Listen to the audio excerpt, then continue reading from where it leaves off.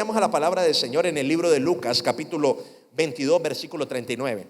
Libro de Lucas, capítulo 22, versículo 39. Mire lo que dice la palabra del Señor. Dice: y saliendo se fue como solía. Diga conmigo, como solía, al monte de los olivos, y sus discípulos también le siguieron.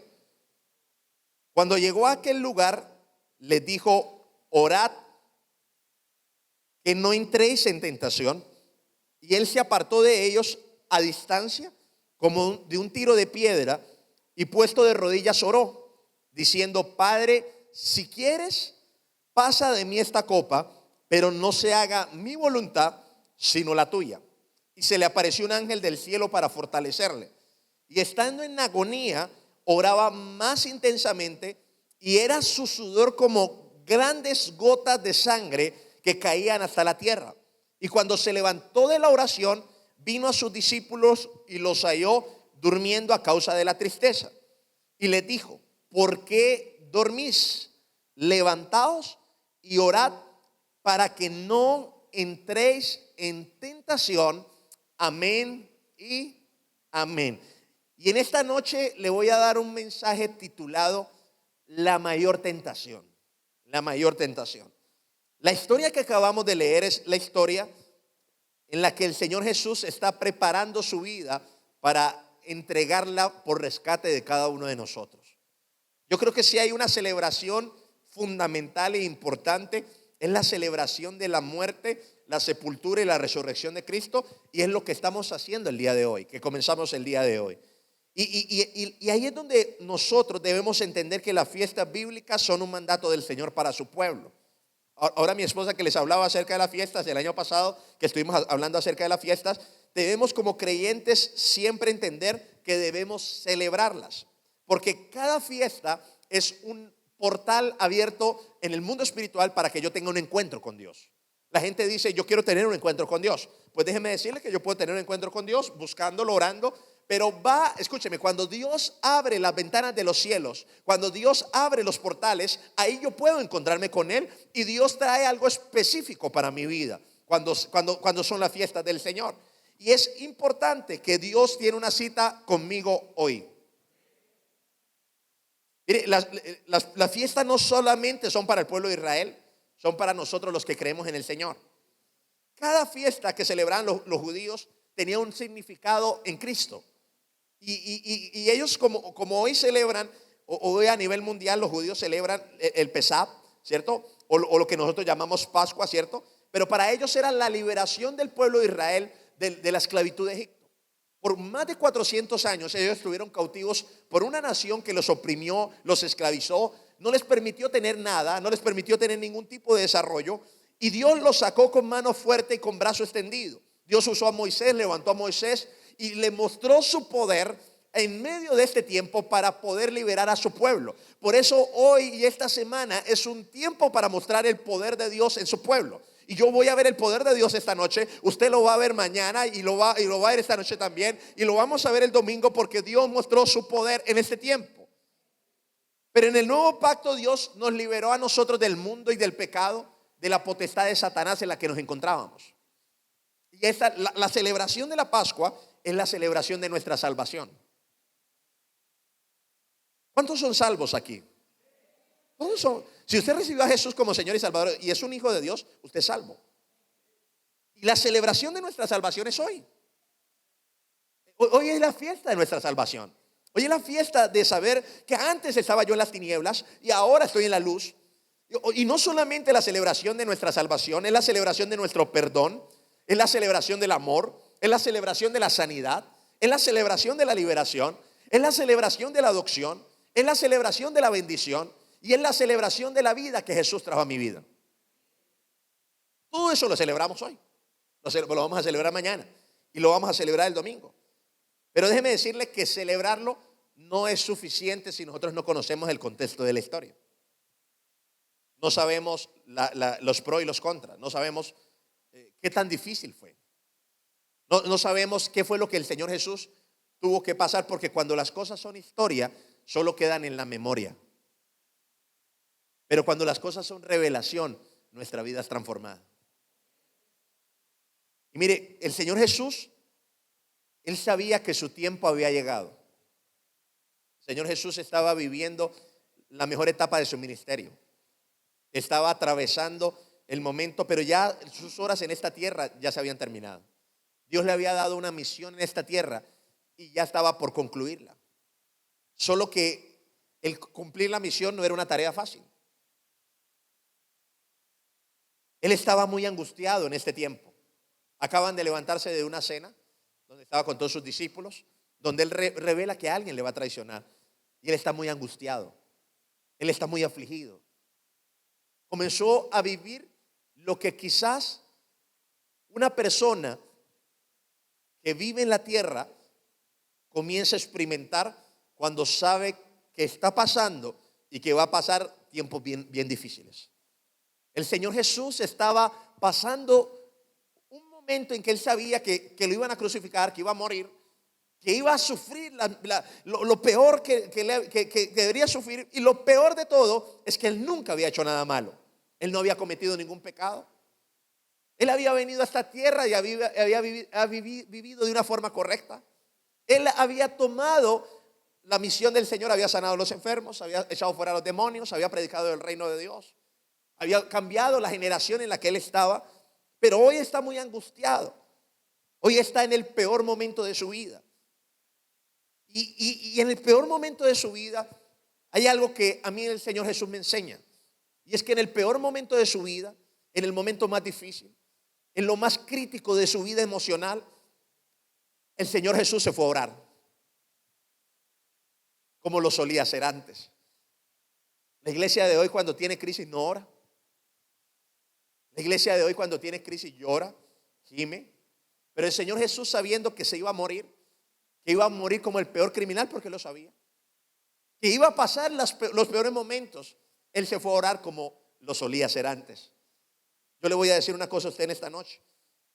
Yo no sé qué momento difícil puedas estar viviendo hoy, pero lo único que te puedo decir es, el mejor ejemplo nos lo dio el Señor Jesús, que a pesar de lo que estaba viviendo, él se fue a orar como lo solía hacer.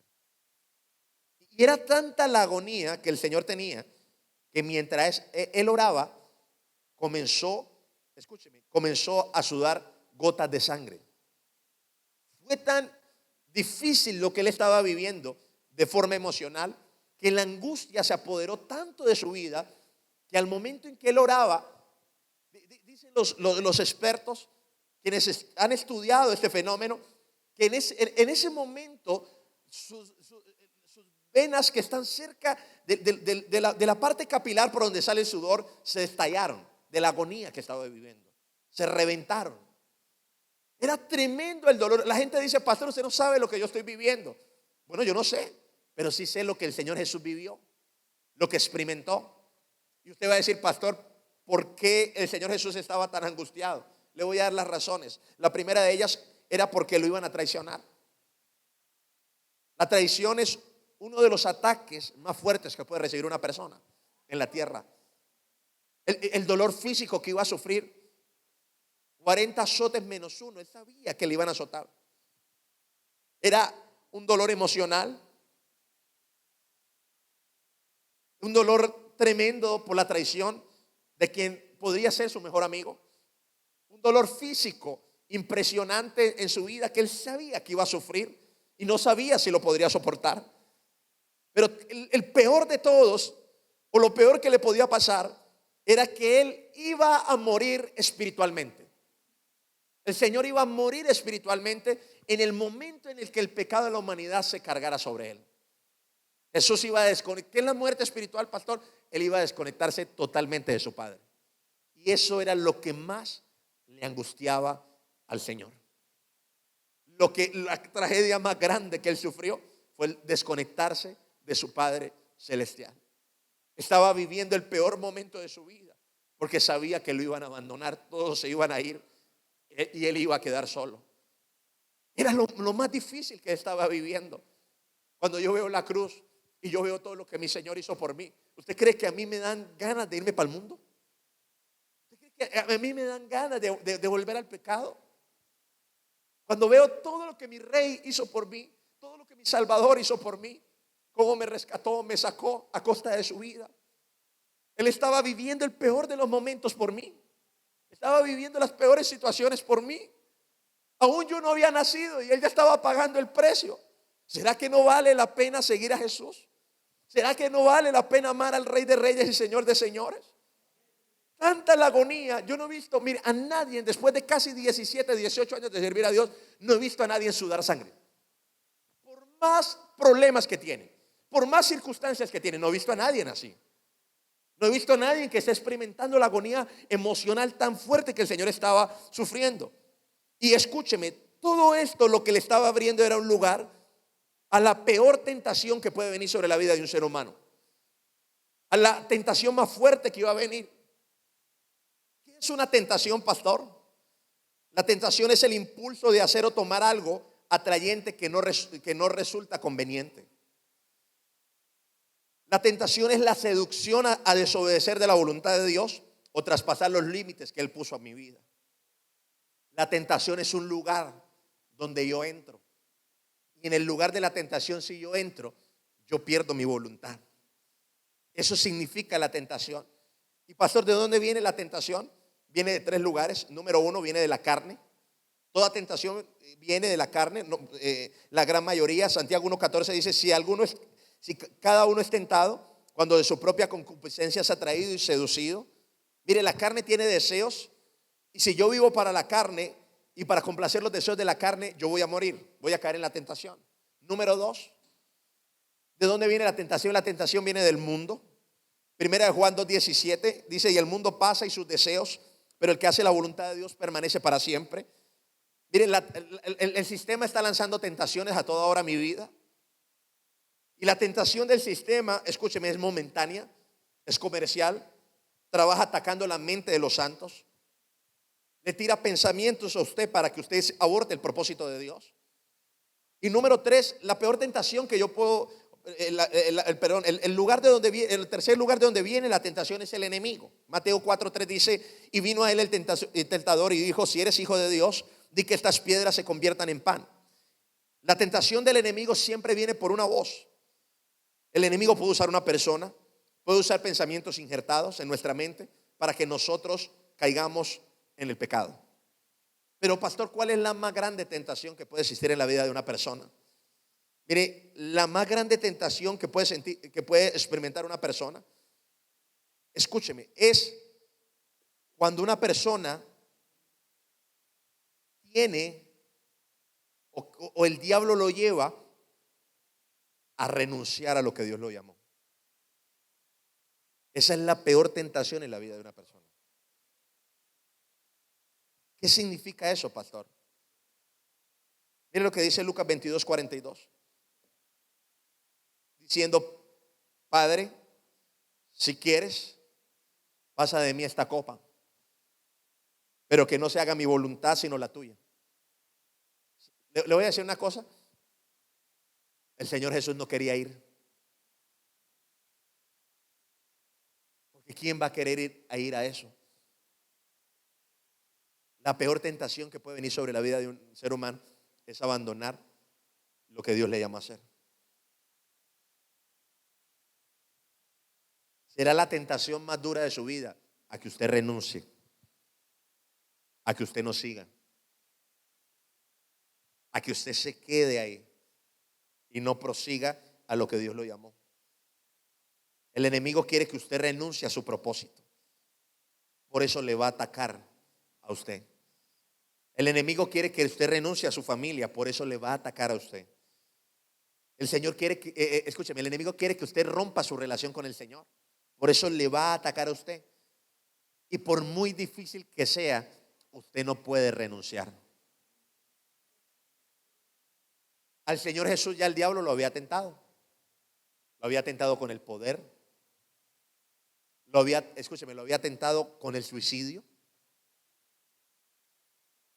Ya al Señor Jesús, Satanás ya lo había tentado, escúcheme, para ir en contra de los deseos de Dios. Pero esta vez Satanás le está atacando para que él renuncie, para que él no siga adelante. Usted sabe que la mejor arma de Satanás a la vida de un creyente es que éste renuncie a las cosas a las que Dios le llamó. Déjeme, termino. No quería predicar largo hoy. Quiero orar por usted, por su cuerpo. Pero quería decirle, no renuncie. Si ya usted oró por su milagro, le han orado por su milagro, hoy puede ser su milagro. Hoy es su milagro.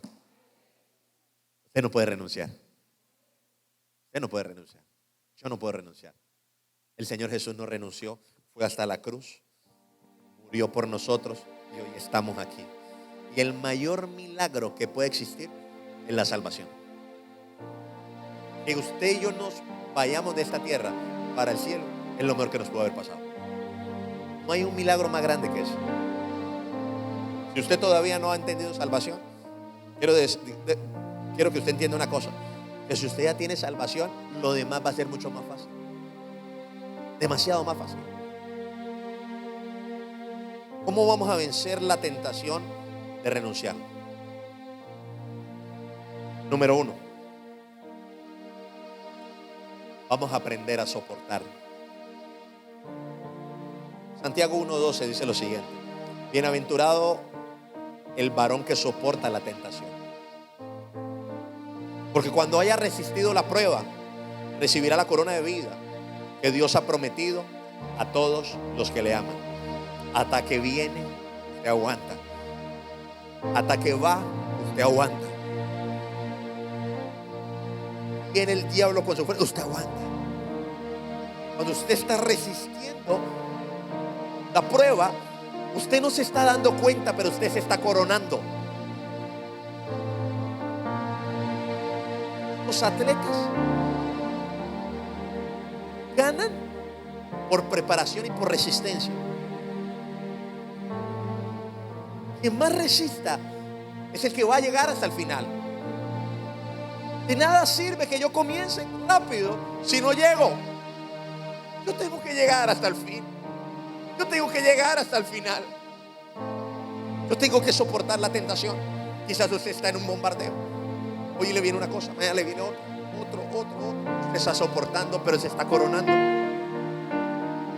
Por eso usted recibirá la corona de vida. Porque entre más aguante usted tenga, más rápido usted está llegando. Número 2, ¿cómo vamos a vencer la tentación de abandonar? Hay que orar y velar. Mateo 26:41 dice: velad y orad para que no entréis en tentación. El espíritu de la verdad está dispuesto, pero la carne es débil. Cuando usted sienta que no pueda más, vaya y ore, ayune, métase con Dios y dígale: Señor, aquí estoy, no puedo, soy capaz. Pero párese delante de Dios y Dios le va a levantar a usted de allí. Hay que orar y velar para vencer la tentación a renunciar. Mire lo que me impresiona de mi Señor Jesús. Mire esto tan precioso. Lucas 22:44. Esto me impresionó muchísimo. Lucas 22:44. Mire lo que dice la palabra. Dice: y estando en agonía, oraba más que estando en agonía, oraba más intensamente.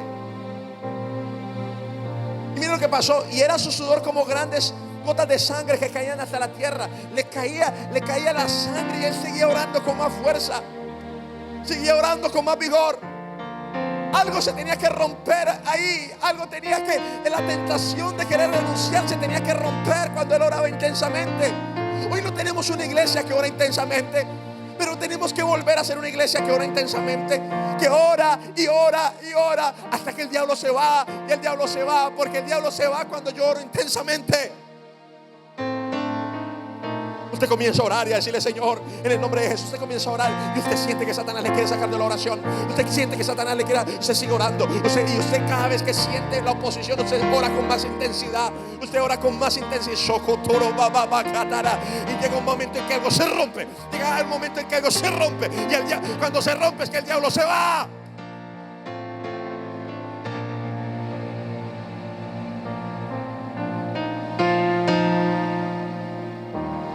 En el mundo espiritual, escúcheme, voy a enseñarle eso. En el mundo espiritual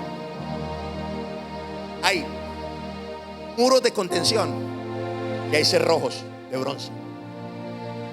Los cerrojos son para las puertas que el diablo cierra, Y los muros de contención es para que usted y yo no nos expandamos. Cada vez que yo intensifico mi oración, yo estoy atacando esas dos cosas. Yo rompo el cerrojo de bronce y yo me comienzo a expandir. Por eso yo no puedo dejar de orar intensamente. Número 3. ¿Cómo vamos a vencer esta tentación? Con la ayuda del cielo. Diga conmigo, con la ayuda del cielo. Lucas 22:43. Y se le apareció un ángel del cielo para fortalecerle.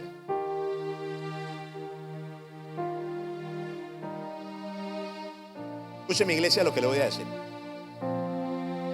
A partir de ese momento comienza el tiempo de la visitación de los ángeles a la casa de los santos de esta iglesia. Van a aparecer ángeles a fortalecerte en tus peores días, en tus peores momentos. Elías estaba que se moría y apareció un ángel a darle de comer. Abraham estaba en su peor momento cuando recibió la visita de los ángeles. Dios va a enviar ángeles a este ministerio a ayudarnos a hacer cosas que no podemos hacer, a levantar nuestro ánimo, a darnos alimento espiritual. Prepárese para la visitación angelical que Dios va a traer en este tiempo a esta iglesia. Ángeles van a traer milagros, ángeles van a traer señales, ángeles van a traer prodigios, ángeles nos van a visitar para mostrarnos que Dios está con nosotros. Mientras él oraba, escúcheme, pero esos ángeles, escúcheme, esos ángeles van a venir cuando yo esté orando. Cuando usted rompe, usted lo primero que rompe es el mundo espiritual para que entren los ángeles. Fortalecerle, ayudarle. Porque Dios sabe que si usted ora lo que tiene que orar, hace lo que tiene que hacer en el mundo espiritual, entonces el Dios del cielo va a poder enviar el milagro, la señal, el prodigio, lo que usted necesita, y va a romper la tentación de querer terminar antes de tiempo.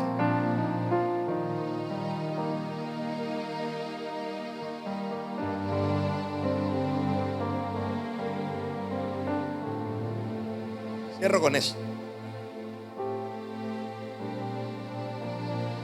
El Señor Jesús comenzó a orar en la agonía, porque no es lo mismo orar en la bendición que orar en la agonía. Porque usted en la bendición quizás tendrá ganas, en la agonía no. Y cuando él comenzó a orar en la agonía, el Padre lo vio y dijo: mi hijo necesita ayuda. Y los ángeles se miraron todos. Porque Dios sabía que esta era la oración que iba a cambiar todo el planeta, todo el mundo. Esta oración era la que le iba a tener usted aquí y a mí. Esta oración era la que iba a sanar a los enfermos esta noche. Entonces Dios dijo: él necesita ayuda. Vino el ángel, y no dice que el ángel oró por él, no dice que el ángel le trajo comida, dice que el ángel lo fortaleció. ¿Para qué lo fortaleció? Para, a través de su oración, romper la tentación a renunciar. Yo vine esta noche a decirle a usted que usted no puede renunciar a su propósito, no puede renunciar a su familia, no puede renunciar a aquello que Dios le entregó. Usted tiene que seguir. Comience a orar, métase con Dios, y los ángeles de Dios van a venir a empujarlo al propósito de Dios.